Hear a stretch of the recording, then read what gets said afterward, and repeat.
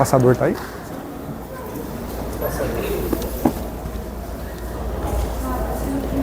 Vou pegar. Aí só fica à vontade. Tá. Boa tarde. Rapaz, que honra fazer uma palestra depois desse grupo de violeiro aqui, viu? Eu vou falar pra vocês. Eu só não soltei um sai rasgando chão goiano ali, porque eu ia apresentar agora, né? Mas a vontade de pegar minha patroa ali, fazer um rastapé ali, era muito forte. É uma honra realmente poder falar depois de um grupo que representa tanto o nosso estado. Maravilha. Bom demais. Bom, eu sou o Dr. Juliano Marçal, sou médico, tenho uma área de atuação já há muitos anos em diagnóstico por imagem, mas sou apaixonado pelo comportamento humano, a forma como o comportamento humano se expressa nos movimentos do cérebro. Sempre estudei, sempre gostei, sempre trabalhei com essa área, paralelo à minha área de atuação. Nos últimos anos, então, eu comecei a trabalhar com psiquiatria, saúde mental e desenvolvimento humano, principalmente depois que a pandemia mostrou muitas vulnerabilidades que o ser humano tem, que nós precisamos trazer consciência sobre isso. É mais ou menos isso que eu vou falar aqui hoje. O tema da palestra é um pouco interessante, não sei se vocês acharam, mas representa até às vezes um pouco engraçado, mas por baixo existe algo muito sério que a gente tem que entender com relação a cérebro, chocolate e a procrastinação. É claro que o chocolate aqui está representando muitas coisas, né? Quantos aqui sabem o que é procrastinação? Acho que é o assunto da moda, levanta a mão. E talvez seja o assunto dos mais falados hoje no comportamento humano a respeito de procrastinar. Bom, esse cara aqui é um cara muito parecido comigo, e eu quero começar essa palestra com uma história. Uma terça-feira, minha esposa está ali, hoje ela é minha social media, minha filmmaker.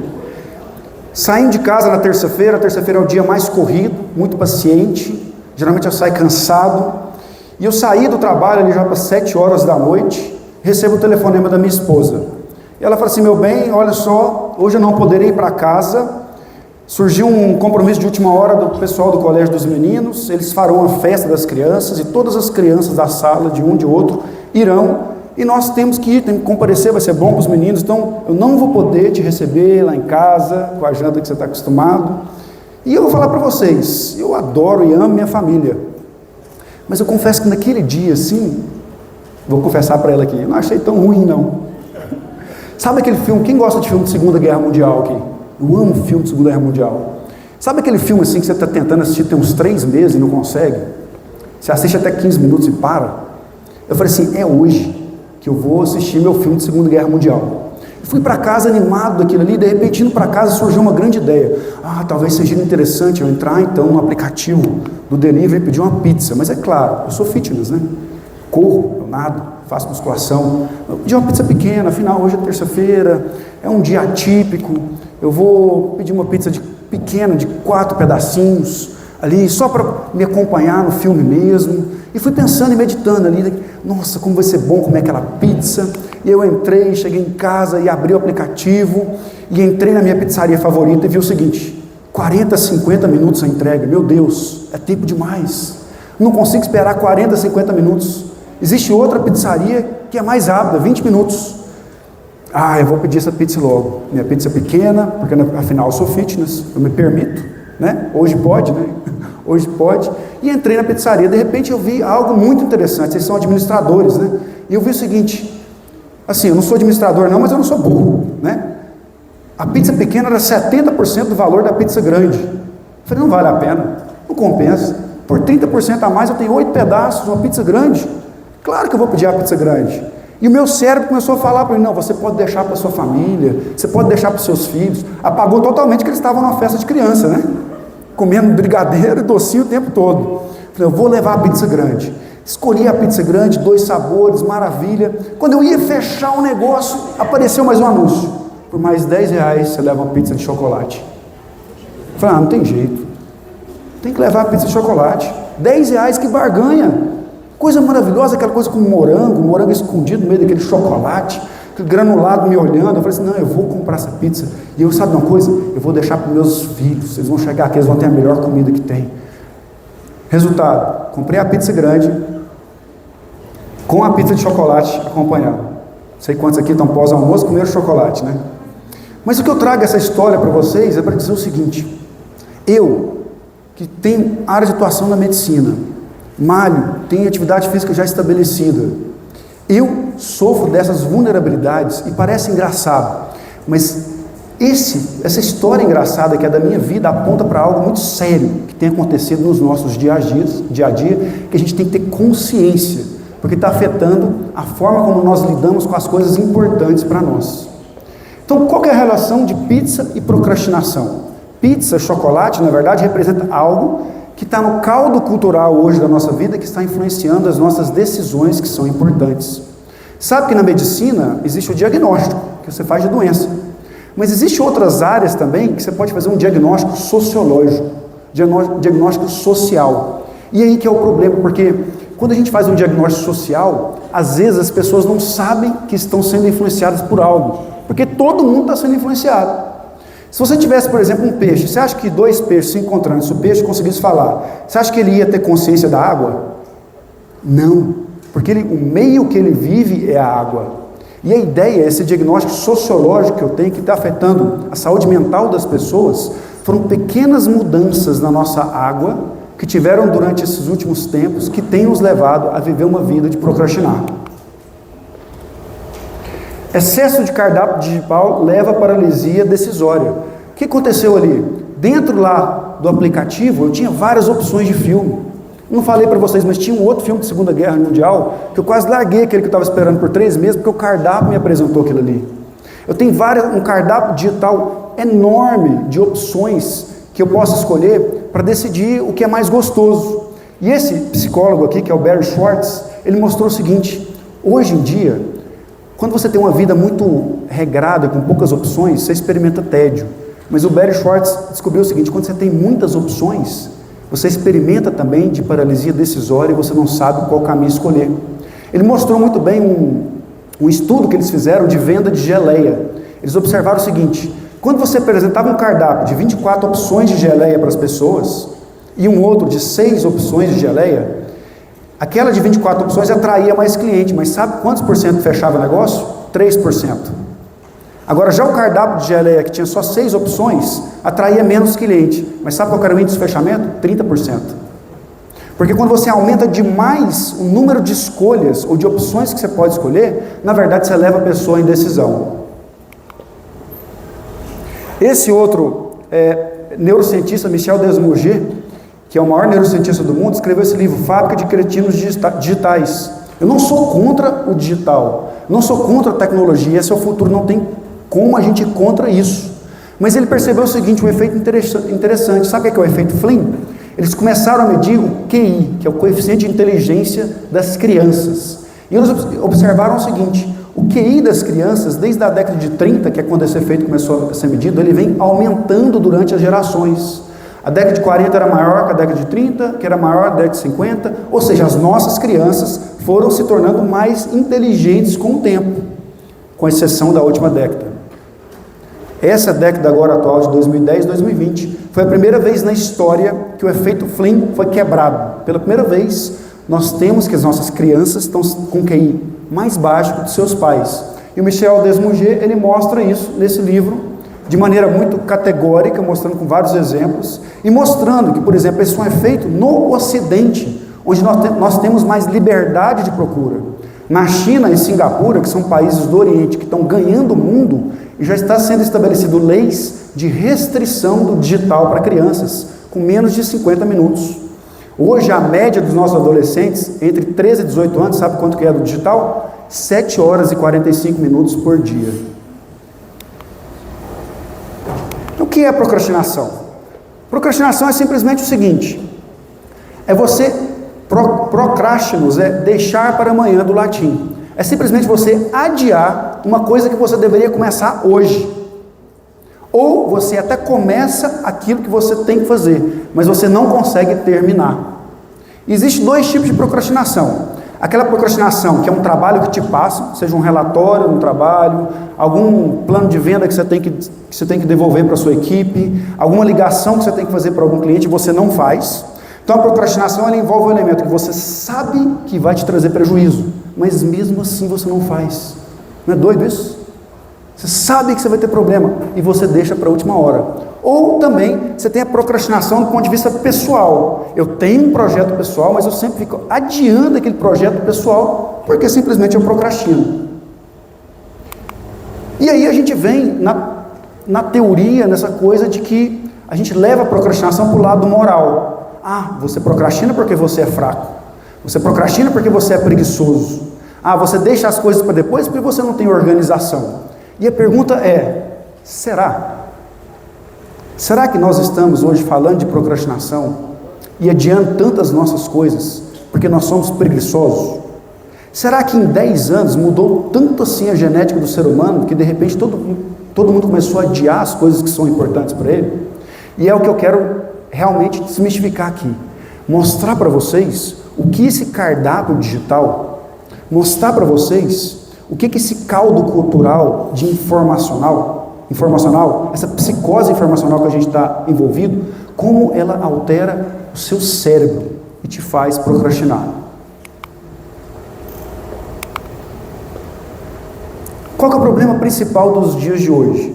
A gente tem muita informação, mas a gente não sabe selecionar qual informação é correta, qual informação é boa, qual opinião vale a pena a gente poder absorver para nos tornar pessoas melhores. E existe hoje a questão de hiperestímulo. Nós somos bombardeados com informação o tempo todo e o nosso cérebro simplesmente não está preparado para esse nível e essa quantidade de informações. O cérebro humano, para quem acredita em evolução, ele evolui lentamente.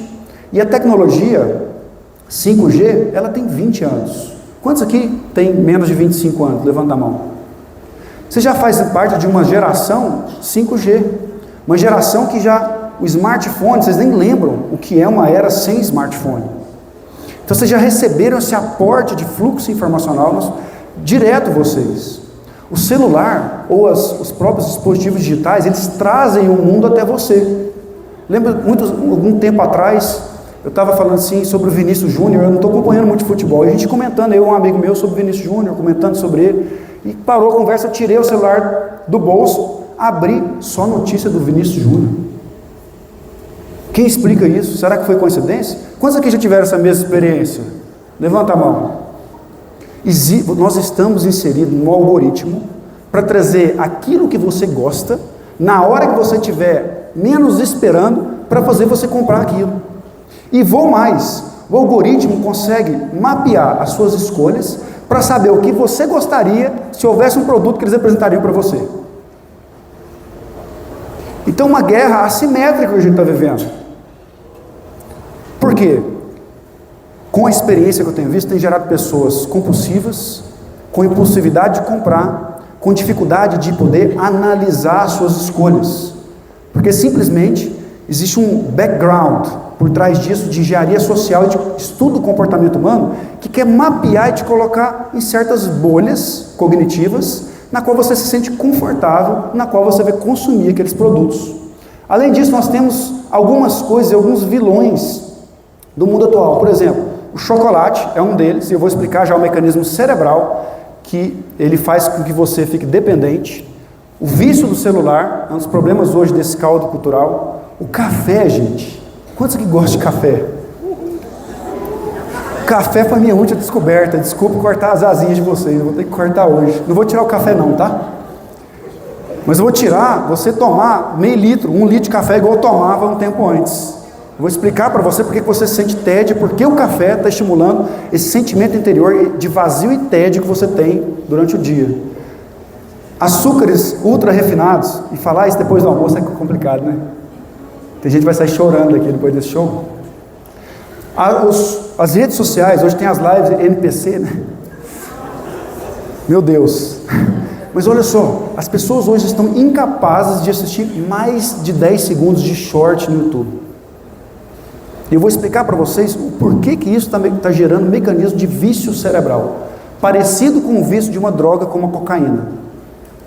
Vida sedentária na televisão, e o pior de todos, isso já está bem documentado, o vício dos vídeos adultos e do material de consumo adulto. Isso aí, gente, está corroendo o cérebro das pessoas. Está trazendo vício e as pessoas estão com seus relacionamentos destruídos por conta desse vício cerebral. Mas antes eu queria falar um pouquinho de antropologia, bem rápido. Eu gosto de filosofia e antropologia. O que leva você para frente? O que leva o homem para frente, o caminho de uma vida saudável, é você alcançar objetos de desejo. Você ter um desejo por alguma coisa significa o seguinte: você não tem aquela coisa, porque senão não desejaria, teria a posse.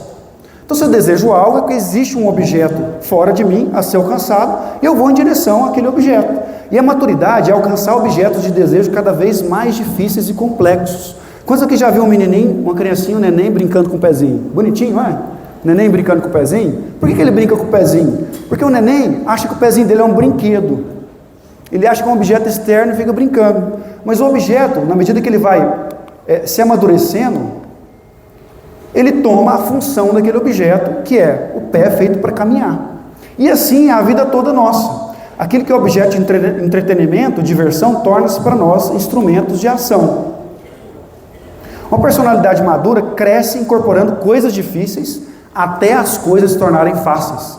Quantos aqui já tiveram experiência de mudança de sistema operacional na empresa? Foi fácil ou foi difícil?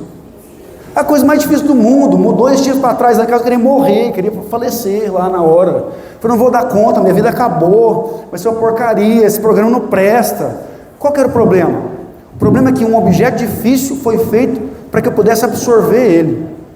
Com o tempo que eu fui aplicando aquele sistema operacional, o que aconteceu? Hoje eu olho e falo o seguinte: como é que eu conseguia viver sem esse programa? Não é assim. Porque a vida humana é você aprender e se colocar diante de coisas difíceis, ficar tempo suficiente, ter resiliência suficiente para suportar aquelas coisas difíceis, até ficar o quê? Fácil. Quantos aqui lembram quando você aprendeu a usar vírgula? Ninguém lembra, né? Mas todo mundo sabe usar, né? Alguns não. Mas tudo bem, você sabe o que é uma vírgula. Quantos aqui tem carro manual? Você pensa para pisar na embreagem? Pensa para... Não, né? Mas um dia você precisou pensar, não pensou? Por quê? Porque um dia um objeto difícil foi colocado na sua frente e você precisou absorver ele até ficar fácil. Sim ou não? Fala assim, uhul! Me ajuda aí, gente, depois o assunto não é fácil. E assim vai. Olha, aprender a falar, musculatura fonadora, eu domino ela para proferir palavras inteligíveis. Aprender a explorar o mundo, eu preciso andar, correr, eu preciso crer que o mundo vai além da minha casa. Vencer, futebol. Aprender a vencer é aprender a perder. Eu tenho que passar pela decepção. Se declarar, conhecer alguém, vencer a timidez.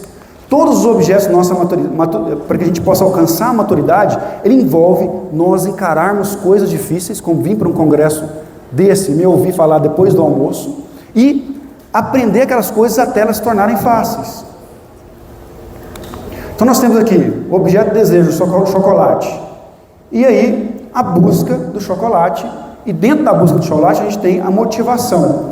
Então eu vou entrar aquilo que te traz motivação, dentro do seu cérebro. O que faz você querer e ser motivado a buscar objetos difíceis? Se vocês estão num congresso como esse, é porque vocês querem habituar objetos difíceis que vão te levar num nível superior na profissão de vocês. E esse hormônio, a dopamina. A dopamina, quantos aqui já falaram de dopamina? Levanta a mão. Também é uma palavra que está muito em voga. A dopamina é o hormônio que faz você buscar aquilo que você quer no seu cérebro. Por exemplo, se eu fizer uma medicação psiquiátrica em você e bloquear a dopamina do seu cérebro e te der um chocolate, você vai comer o chocolate e você vai sentir prazer? Sim, vai sentir prazer.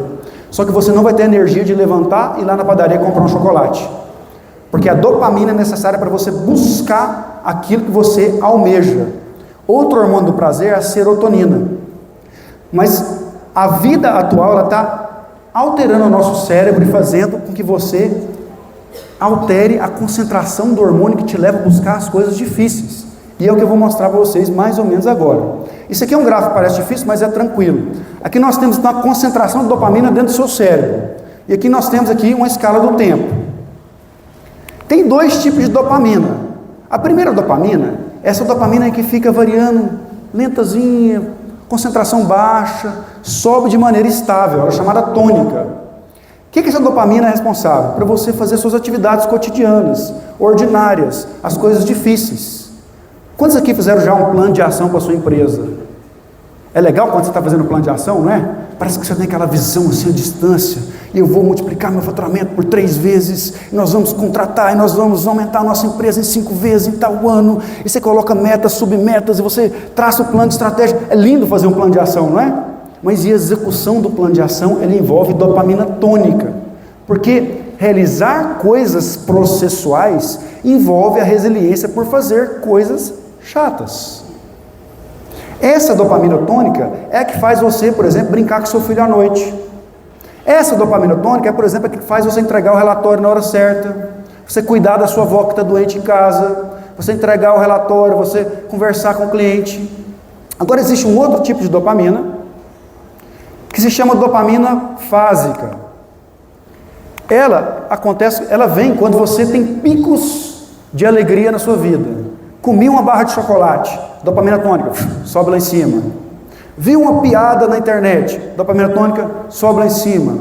Tomei um copão de café, dopamina tônica, sobe lá em cima. Ela traz uma motivação pontual para você seguir em frente. E não tem nada errado com isso, desde que os picos, a incidência de dopamina tônica que você faça durante o seu dia, sejam mais ou menos equilibradas. Um short nas redes sociais, um doce, ou um vídeo adulto que às vezes te manda no WhatsApp, tudo gera esse pico dentro do seu cérebro de dopamina tônica. Agora, olha esse cenário. Acordo de manhã, tomo meio litro de café, fumo um cigarro, assisto um vídeo na internet, fico lá meia hora vendo shorts no Instagram, só entro no TikTok e fico vendo dancinha 15 minutos. O que acontece com os picos de dopamina tônica? Eles ficam maiores e mais próximos uns dos outros. Gente, eu tenho algo para falar para vocês. O cérebro e o organismo humano é inteligentíssimo. Ele não deixa passar nada em branco. Quando você tem picos de dopamina fásica, o que acontece com a dopamina tônica? Ela cai abaixo dos níveis necessários para você fazer as atividades cotidianas, as atividades que vão trazer trabalho processual. E qual que é a sensação interna que a gente começa a ter na nossa experiência diária quando a gente tem um excesso de exposição a esses picos de dopamina fásica? Uma sensação subjetiva de tédio e descontentamento. As pessoas hoje estão vivendo tédio e descontentamento porque a dopamina responsável por realizar processos, projetos, as subfases, ela está abaixo daquele nível que traz a satisfação no dia a dia. Então, uma sociedade de hiperestímulos promove a acomodação da dopamina cerebral em níveis que promovem uma vivência constante de tédio. Dentro do consultório eu vejo muito isso. Por quê? Minha tarefa como palestrante é um pouco ingrata, porque eu palestro para a pessoa não ir no meu consultório. É engraçado isso, né?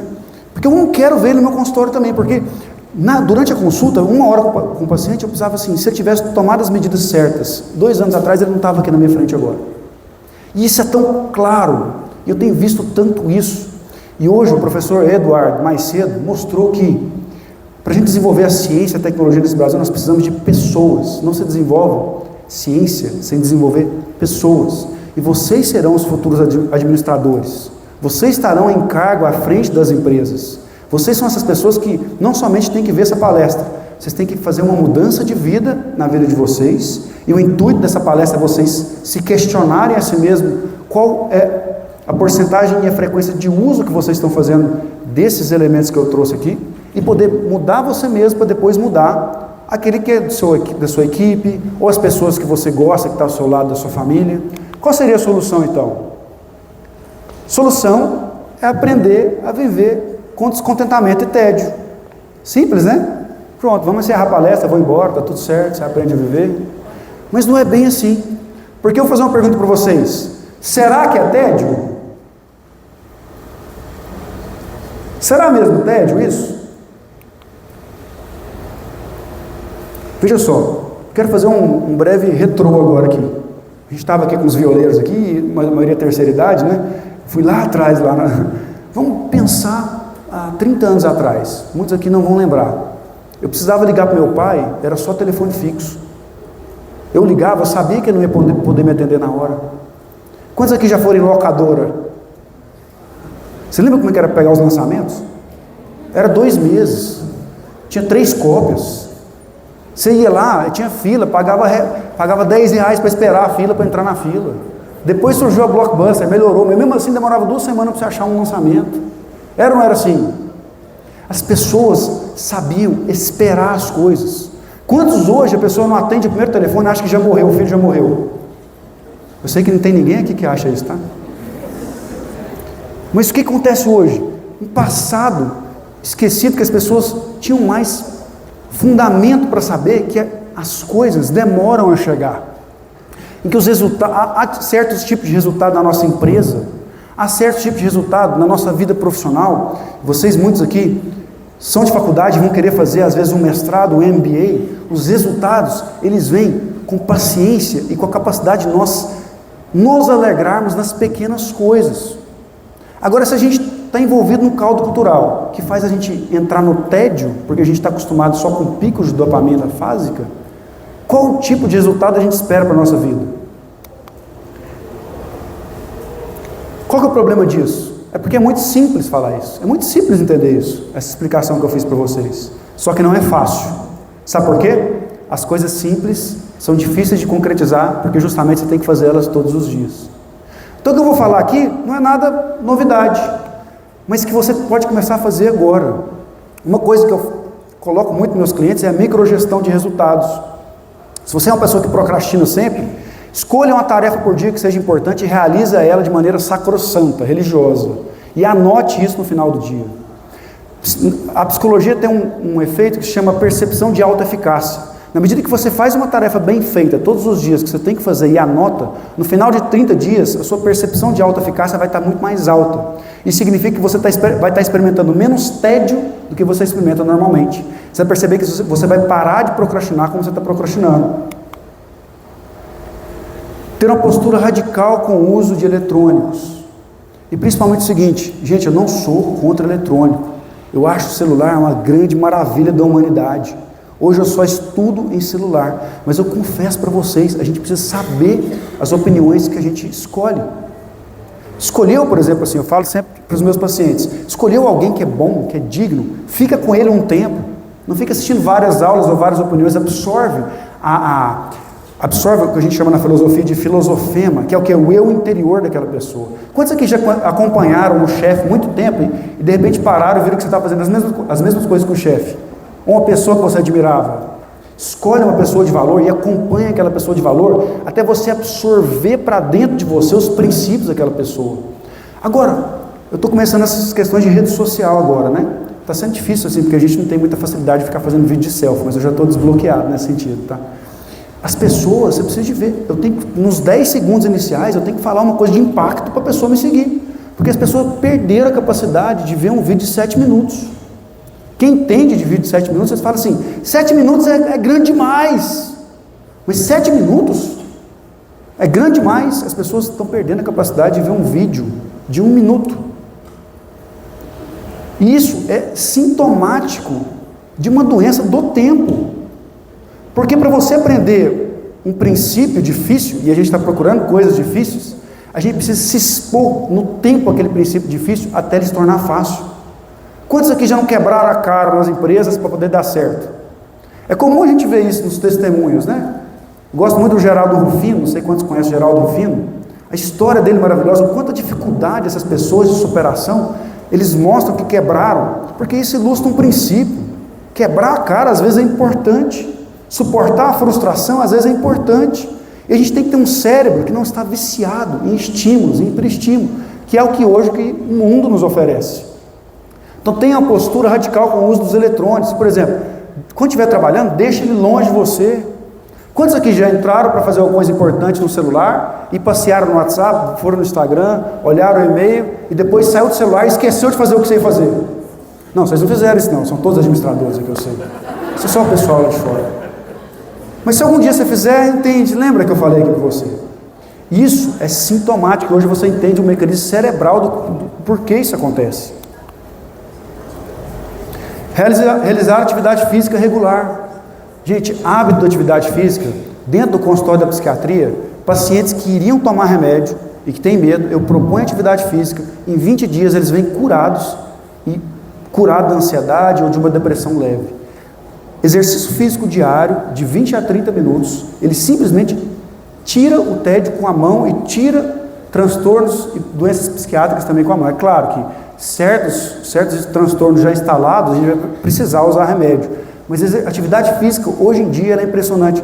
Eu falo com as pessoas hoje, diagnóstico sociológico, já viram que hoje está na moda esses grupos, grupo de bicicleta, grupo de corrida, grupo de jipe, tem grupo de tudo, né? Isso é sintomático.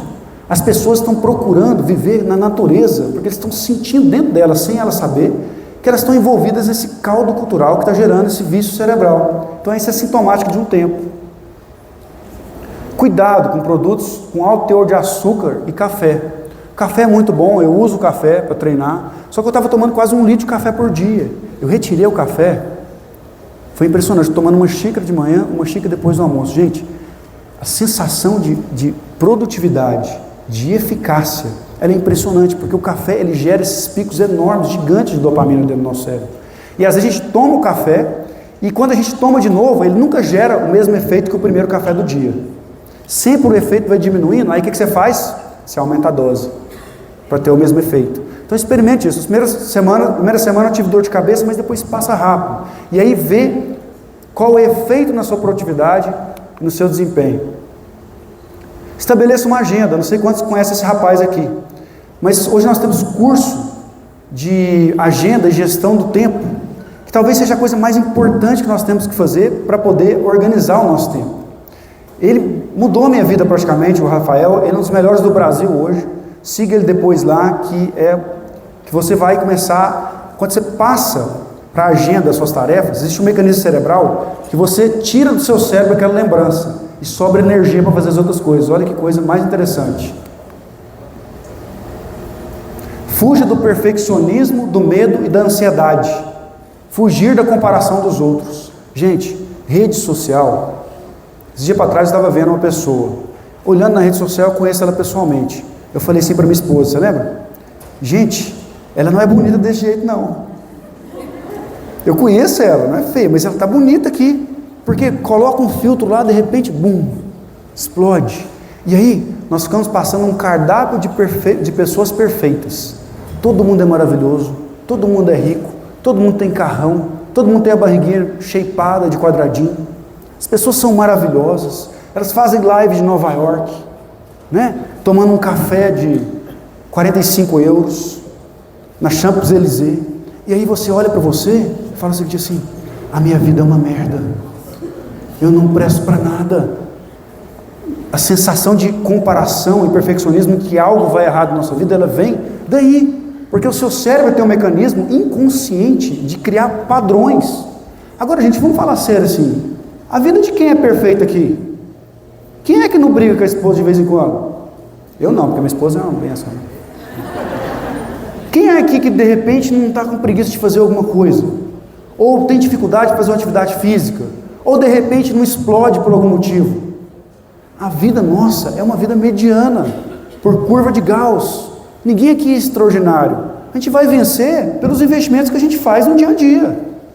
E aí você fica andando na rede social, fica vendo um monte de gente milionária que ficou rica em 2 meses, e você lá está trabalhando há 15 anos e até hoje não paga a prestação do seu apartamento, e aí você começa a achar que a realidade é isso.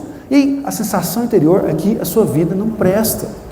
Então é claro que existe um cardápio de vidas perfeitas e falsas dentro da rede social. É importante que você saiba disso, que você perceba que a vida real era feita de frustração e fracasso. Você entenda isso. E algo que me é muito caro, e que eu sempre planto essa semente, que é a seguinte: desenvolva uma vida intelectual. Eu comecei a minha vida intelectual já há mais de 20 anos, lendo livros, foi um pouco tardia. Comecei lendo livros de 60 páginas. Leia livros grandes, com começo, meio e fim. Anote-os, sublinhe-os. Extraia no papel princípios que você tirou daquilo. Releia-os. Quando lê um livro de 60 páginas, passa para um de 100 páginas. Habituou a ler livros de 100 páginas, passa para 150. Com algum tempo, você vai estar lendo um livro de 600, 700 páginas, técnico, de administração, achando bom e ensinando a sua tia. Ensinando a sua avó. Porque aquilo ali, quando você se estimula a fazer coisas difíceis, você começa a falar algo para o seu cérebro. Eu sou capaz de realizar tarefas complexas e difíceis. Então comece hoje. Mas você pode começar com um livro que você gosta de um autor de autoajuda, termine-o. Você vai perceber que a sua sensação de alta eficácia e o fato de você saber que sabe vai fazer melhorar a sua performance. E eu quero terminar, então, citando esse autor, que é um pesquisador de Harvard, que é o Robert Waldinger, que ele fez um estudo, esse estudo já dura, salvo engano, já há 60 anos, que eles têm observado geração de pessoas e acompanhando essas pessoas desde a juventude. Hoje já são mais velhinhos, está com 80, 90 anos, e eles perceberam o seguinte: o que na vida dessas pessoas fizeram elas se sentirem mais felizes? Analisaram centenas e centenas de pessoas que hoje já estão, muitos morreram, outros estão velhos, e eles perceberam o seguinte: sabe o que torna a pessoa realmente feliz? É construir relacionamentos estáveis e duradouros. Relacionamentos que elevam a dopamina, fortuitos, que você abandona, não são relacionamentos construídos na base da fidelidade, do amor e de enfrentar nos tempos difíceis o panorama de que você é uma pessoa fiel e disposta a ajudar o outro. Esse fator, e esse único fator, foi o que gerou a sensação interna de felicidade nesses octogenários. E aqui eu quero deixar isso para te mostrar o seguinte: você tem olhado no olho do seu filho? Você tem ajudado a sua mãe? Você tem falado para a pessoa que você ama ela? Você tem tirado um tempo para cuidar dela? Para poder desenvolver o seu colaborador, dando uma devolutiva, um feedback para ele construtivo, sentando com ele, fazendo com ele na sua frente para poder ensiná-lo, andando a segunda milha para ele, acreditando nele, e principalmente com os de dentro de casa. Hoje, no mundo digital, nós temos uma grande oportunidade, mas só se nós soubermos trabalhar e ter domínio para entender aquilo que é bom. E o que vai nos tornar feliz mesmo é a estabilidade dos relacionamentos que a gente constrói com o tempo. Eu quero terminar então, pode clicar na imagem. É isso que a decisão dos últimos tempos. Meu filho começou a se interessar por futebol e eu tiro hoje as sextas-feiras para ir jogar bola com ele. Eu posso falar que a minha sensação de felicidade aumentou muito quando eu tive esse tempo com meu filho, tá bom? Eu te peço para vocês então, que vocês reflitam sobre isso. Era uma palestra que ela é feita para levar a reflexão, tá? É bem difícil a gente passar isso, mas eu encaro isso como uma missão. Então eu te peço que você me siga nas redes sociais, porque as pessoas, o meu conteúdo é mais denso, e às vezes a pessoa não tem paciência para ouvir tudo isso que eu falei agora. E se meu conteúdo fizer sentido para você, espalhe esse conteúdo, porque muitas pessoas à sua volta, talvez você precisasse ouvir esse conteúdo, tá bom? Muito obrigado.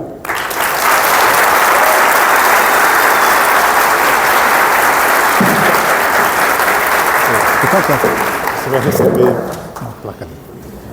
Convido o professor Ney, por gentileza, para que entregue ao doutor Juliano essa... Muito obrigado. Muito obrigado. Ao centro ali, por favor. Doutor Juliano, certificado de participação